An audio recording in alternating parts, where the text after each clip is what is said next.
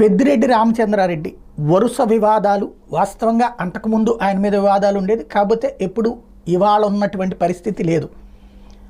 భయపడే పరిస్థితి, నియోజకవర్గానికి కూడా వెళ్ళలేక తిరుపతిలోనే ఉండిపోవాల్సినటువంటి పరిస్థితి.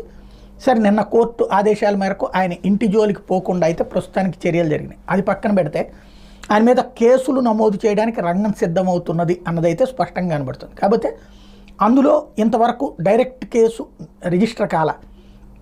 ఇప్పుడు తాజాగా ఈనాడు రాస్తున్నటువంటి దాని ప్రకారం 982 ఎకరాలు కొట్టేశారు ఓ పెద్దారెడ్డి చిత్తూరు జిల్లాలో. ఏంటంటే నిషేధిత భూములని అందులో నుంచి తీసేశారు అన్నట్టు.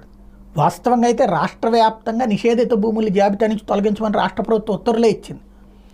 అలా నిషేధం ఎత్తేసిన తర్వాత ఆ భూములు ఎవరి చేతిలో ఉన్నాయంటే పెద్దిరెడ్డి మనుషుల చేతిలో అన్నటువంటిది, అది కుంభకోణం అన్నటువంటి కోణాన్ని ప్రొజెక్ట్ చేసింది. నిషేధిత జాబితాలో